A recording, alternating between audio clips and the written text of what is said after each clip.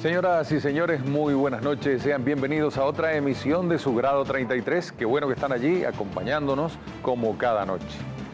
En materia de energía eléctrica, realmente el futuro de Venezuela se vislumbra similar a un gran apagón. La crisis que se vive en el sistema eléctrico nacional y que le costó el puesto al propio hermano del difunto presidente Hugo Chávez tiende a ser cíclica, pero cada vez los lapsos entre un apagón y otro son más breves. Según los expertos, el recién designado ministro Jesse Chacón está destinado a fracasar si se ciñe solo a los planes que anunció para los próximos 100 días. El problema que se ve a nivel nacional es que este no es un problema de nada más de crisis eléctrica. Bueno, el país de hecho está en crisis. Pero si lo asociamos con la electricidad, existe exactamente lo que yo denomino la crisis energética. Eso atañe a Petróleos de Venezuela y atañe a Corpolet como empresas básicas de suministro de electricidad una y suministro de combustible al mercado interno la otra. Ambas empresas se complementan porque electricidad necesita combustible para generar la térmica o la electricidad térmica, y Petróleos Venezuela necesita la electricidad para producir petróleo. Cabe señalar que cerca del 50% de las necesidades eléctricas que necesita PDVSA provienen exactamente del sistema eléctrico nacional. Porque ahí también se descuidó las instalaciones que debían de hacerse para el crecimiento del sector petrolero, con ciertas excepciones en la faja petrolífera del Orinoco, donde hay pequeñas unidades de generación de 50, 60 megavatios. Eso visto a nivel global es lo que yo llamo que tampoco hay seguridad energética en el país. Vemos empresas que tenían como cultura el garantizar el 100% de los recursos para las políticas de mantenimiento a una ausencia total de mantenimiento. Y yo creo que el público en general no necesita ser muy especialista para darse cuenta de esta crítica situación. Vemos y nos preguntamos si no han sido capaces de mantener algo tan elemental como el alumbrado público, que simplemente consiste en cambiar los bombillos que se queman. Poco podemos pensar que han tenido una política de mantenimiento para equipos mucho más de tecnología más complicadas, como lo son las líneas de transmisión, las plantas de generación y los sistemas de distribución. Todavía, hoy en día, 14 años después, esas obras que se le dieron en los planes iniciales todavía siguen sin aparecer. La central La Vueltosa, los ciclos combinados que mencionó el ingeniero Iñaki, que debían estar en el 2003, La Vueltosa en el 2001, todavía no ha aparecido. Y han pasado 14 años. La central La Vueltosa, es bueno indicarlo, en el año 99 tenía la presa, es decir, el embalse construido, faltaba nada más la casa de máquinas. Tenemos 14 años y a pesar de que el presidente Chávez anunció en el 2003 que en el 2006 estaba lista, estamos en el 2013 y no aparece. El gobierno dice que las fallas se originan en el excesivo consumo de los venezolanos, pero los técnicos lo desmienten airadamente con cifras en la mano. Los venezolanos en estos 14 años de revolución han experimentado un gran crecimiento en su calidad de vida. Eso ha estado vinculado directamente también al aumento del consumo eléctrico. Venezolanos que nunca en su vida tuvieron acceso a la electricidad, hoy lo tienen. Venezolanos que en zonas de elevadas temperaturas como el Zulia, como Portuguesa, Barinas, Guárico, que no contaban con un aire acondicionado, hoy disponen de aire acondicionado. Bueno, todo esto ha traído como consecuencia un aumento de la demanda significativa. Los anuncios iniciales que ha dado el gobierno y el ministro nombrado para atender la materia eléctrica, los iniciales coinciden con los anuncios que han indicado sus predecesores, en el sentido de que se achaca ya el problema, la crisis, a un crecimiento excesivo de la demanda. O sea, otra vez los consumidores tenemos que hacer el sacrificio para ver si el gobierno puede paliar la situación.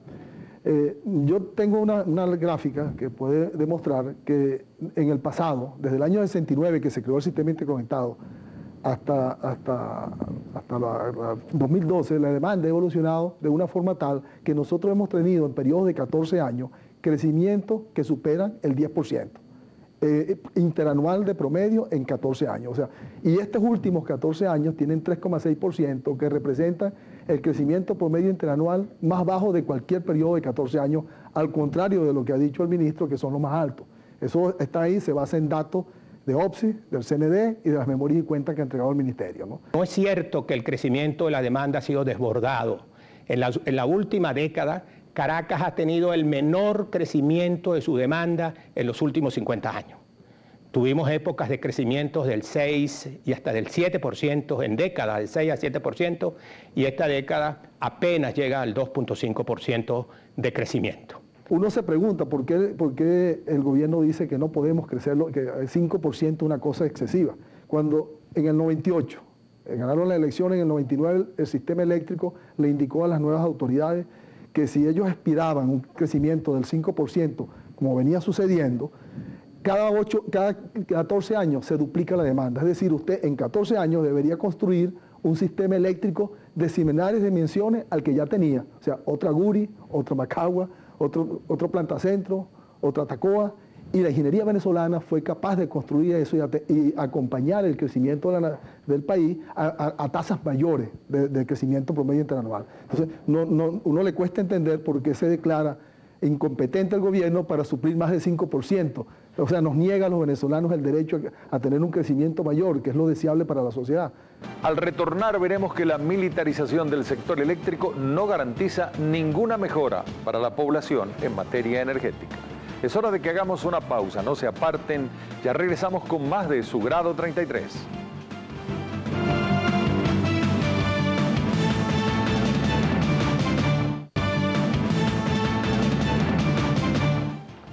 La insistente campaña de voceros gubernamentales derivando las responsabilidades de la crisis energética hacia supuestos sabotajes ha empujado al nuevo ministro a anunciar la militarización de ese sector.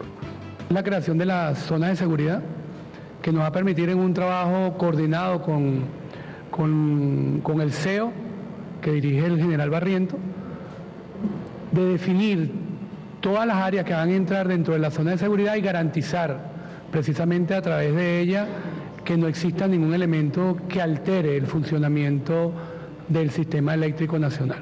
Todas las cosas que el ingeniero Chacón dice en sus 100 días no genera electricidad. Y como dijo el ciudadano presidente que iba a militarizar las instalaciones eléctricas, pues se le puede decir que los militares no resuelven tampoco el problema eléctrico. El problema eléctrico no es de militarizar ni nada por el estilo. El problema eléctrico se soluciona haciendo las obras y las instalaciones que no se hicieron en los últimos 14 años, que estaban programadas ya desde el año 1995. O sea, esto no es nada nuevo. Entonces, militarizar no resuelve el problema. Quizás amor lo complique. Mentes perversas venían actuando para sabotear el sistema eléctrico, y que nosotros no podemos permitir, y que actuaremos contundentemente contra esos venezolanos que no tienen conciencia de país, para que estos saboteos, que a veces se prestan a complots que vienen del extranjero para debilitar la economía, para debilitar la tranquilidad de toda una ciudadanía, bueno, la Fuerza Armada está allí para evitar esas cosas. A menos que los militares podrían, no sé, tener motores eléctricos para generar electricidad y enchufar en las subestaciones, cosa que es absurdo. En otras palabras, cuando se llega a este sector de militarizar, como hoy, y voy a quizás desviarme un poquitico, aparece la noticia que van a militarizar las ciudades de Venezuela para controlar la delincuencia. Graso error, los militares no están hechos para controlar delincuencia. Están hechos o están entrenados para hacer otro tipo de cosas.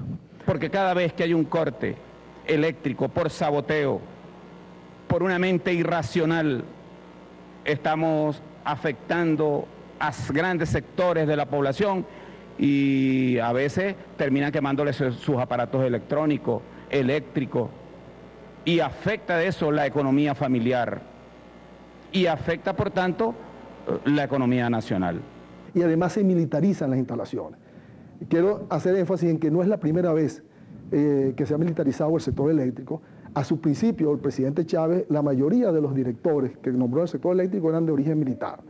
Y los resultados fueron burocratización, la nómina creció exponencialmente, se duplicó, pasamos de 17.000 obreros, ya tenemos como 50.000, Y bueno, aquí entraron no profesionales, sino más bien allegados, familiares, políticos, y eso ha sido una de las causas, de los factores que ha inducido a un sistema eléctrico que era confiable y que tenía reserva, a un sistema eléctrico que tiene un déficit permanente en toda la infraestructura. La electricidad de Caracas hasta el año 2000, con su capacidad interna, tanto en los complejos de Tacoa, Arrecifes y planta OAM, estaba en capacidad de garantizarle toda la demanda a la región o a la denominada Gran Caracas. Porque estábamos hablando de una demanda de un poco más de 1.800 y teníamos una capacidad del orden de los 2.200. Eso nos permitía operar con un gran nivel de flexibilidad a la red, porque podíamos perder una de las máquinas mayores de Tacoa y podíamos mantener la demanda. Pero adicionalmente a eso teníamos dos interconexiones con el sistema eléctrico nacional, sistema interconectado nacional, que aún perdiendo las dos plantas principales, es decir, toda la generación interna, Caracas tenía garantizado el 80%, al menos el 80% del servicio. No hay que llamarse a engaños con supuestos sabotajes que funcionan como chivos expiatorios. Hay expertos que aseguran que Caracas no está blindada en materia de luz y advierten sobre serias y posibles fallas en el sistema metro de transporte masivo. Esto lo analizaremos al regresar de la pausa comercial. Ya volvemos, no se aparten.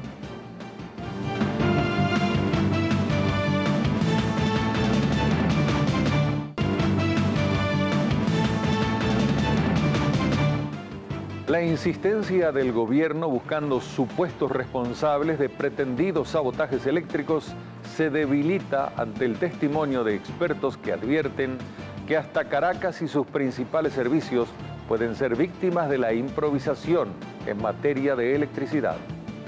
El circuito del transporte masivo, es decir, el metro de Caracas, está alimentado desde las instalaciones de la electricidad de Caracas con sistemas de este tipo que acabo de mencionar, es decir, cables de alta tecnología en 69.000 voltios, que necesitan un mantenimiento predictivo.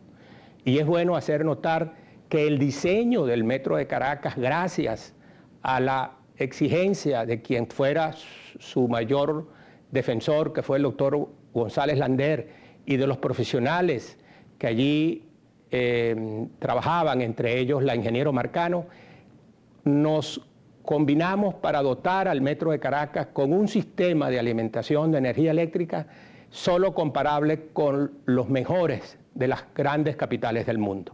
Y preocupa que bajo la misma óptica de no mantenimiento, en el caso, como les decía, tan elemental como el alumbrado público, pueda Caracas verse afectada por una interrupción en el servicio de transporte masivo, como es el caso del metro de Caracas. Queremos invitar a los venezolanos, queremos invitar a los empleados públicos, queremos invitar al empresariado privado, queremos invitar a los medios de comunicación social a sumarse a una campaña que nos permita reducir el consumo excesivo que tiene hoy el sistema, sin con ello disminuir la calidad de vida que hemos adquirido los venezolanos en estos 14 años. A grandes rasgos, el sector eléctrico tiene una ruleta diaria de unos entre 1.500 y 2.000 megavatios. Quizás los técnicos no estamos muy fuertes cuál es la cifra, pero 1.500, 2.000 megavatios se hace a nivel nacional lo que se llama el racionamiento, que no, eso no es más nada sino un racionamiento. Eso es la ruleta, o sea, se le quita media hora a uno, se le da aquí y se pasea todo el país, exceptuando Caracas, que dicen que está blindada, pero ya se ve que tal blindaje no existe. La demanda de Guayana ha retrocedido 25 años, o sea, pasó de 3.320 que había en el 2009 a 2.300, esa es la demanda que había en los años 80, a finales de los años 80. Entonces, ¿por qué? Fue el único argumento que encontró el gobierno, apagar las industrias básicas para poder darle un poco más de alivio a la población, porque no había construido las obras de generación que requería el sistema interconectado. Tendríamos que tener 10 URIs más y sin embargo, si seguimos con una política de no entender que podemos hacer uso de la electricidad, pero de una manera racional, acabaremos con cualquier plan de generación que podamos desarrollar. Voy a ir al plan de 100, a los planes de 100 días. ¿Qué ha dicho el gobierno? Primero hizo un decreto de emergencia. En el mismo, yo lo veo más como un llamado escrito, un llamado de atención a las autoridades de Corpoelec por no hacer las labores que tenían que hacer. Y eso justifica la salida del presidente y del ministro. Pues ahí se le dice que tienen que hacer las obras, que tienen que llevarle las cuentas, rendirle cuentas al presidente Maduro. Parece que no se lo habían rendido mientras estuvo en el interinato. Tampoco se le dice que los trabajadores no están cumpliendo con sus labores, se acusa de sabotaje. Se dice que va a haber un plan de 100 días, que lo van a sacar 30. En 30 días van a ejecutar un plan de acciones. Es decir, que Corpoelec no tenía ni siquiera un plan de acciones inmediato para atender la crisis que estaba viviendo. Al final de la tarde, nosotros, en los 100 días, como dijo el ciudadano ministro Chacón, él va a tener que renunciar porque el problema eléctrico sigue. El problema eléctrico es un problema estructural, un problema que tiene solución si se trabaja y se hacen las cosas que tienen que hacerse, y lo vamos a ver tener un sistema eléctrico como se tenía en el año 2008 si trabajamos 3 años continuos y seguidos. Al retornar veremos que la política de responsabilidad empresarial de la antigua electricidad de Caracas era clave para brindar un buen servicio eléctrico. Ya volvemos, no se aparten, luego de breves mensajes comerciales estamos otra vez con ustedes.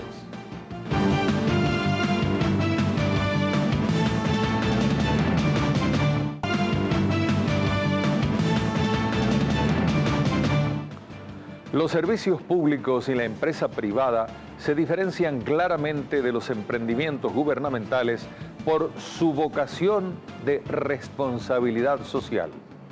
La calidad de un servicio público, como el caso de la energía eléctrica, se fundamenta en 2 pilares fundamentales: el valor humano y el valor tecnológico.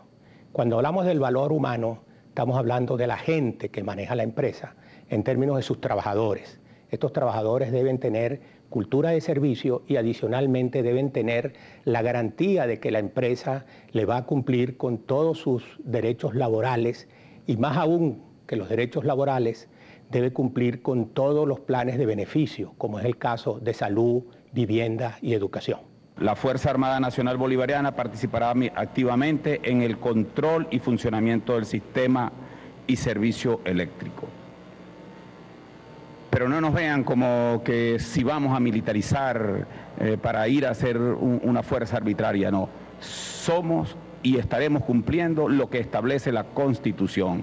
Lamentablemente, en estos últimos años, a partir de la desnacionalización de la electricidad de Caracas en el año 2000 y posteriormente las estatizaciones del todo el parque o todo el grupo de empresas que prestaban el servicio de energía eléctrica a pasar a una sola corporación como Corpoelec, vemos a diario la cantidad de reclamos por parte de los trabajadores por el incumplimiento de las obligaciones laborales, en la no existencia de un plan de adiestramiento que les permita consolidar no solo sus conocimientos técnicos, sino su capacidad de manejar un servicio público. Vemos la desaparición del plan de salud.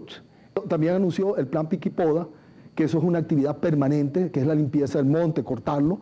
Eso no es ningún plan de emergencia, pues eso tenía que hacerlo todos los días. Es una actividad rutinaria de una empresa eléctrica si quiere dar un servicio de calidad.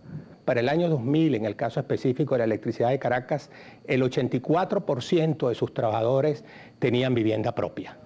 Esa vivienda propia era a través de un plan de incentivo a muy bajo costo por parte de la empresa. Pero también vemos cómo el HCM, o sea, el plan de salud, pasó a ser de los mejores del país a uno prácticamente inexistente. Ese decreto no sirve más nada que para justificar la salida, el regaño que hubo a las autoridades de Corpoelec. Después hubo un decreto de intervención donde lo que hace es nombrar la Junta Directiva de Corpoelec y adicionalmente anula a los sindicatos. En el punto 14, es bueno entenderlo, ahí dice que cualquier acción o actividad que hagan los sindicatos queda anulada. O sea, aquí a los trabajadores pues se les ha dado un golpe. No sé qué quiere decirle con esto a la clase laboral el gobierno. Y lo más doloroso es el plan de ahorro. Vemos que hoy en día prácticamente lo que nosotros llamábamos el fondo de previsión pasó de ser una empresa que prestaba dinero en casos de emergencia y en adquisición de vivienda y vehículos a una empresa totalmente quebrada. Bien, señoras y señores, de esta manera hemos llegado al final de otro Grado 33.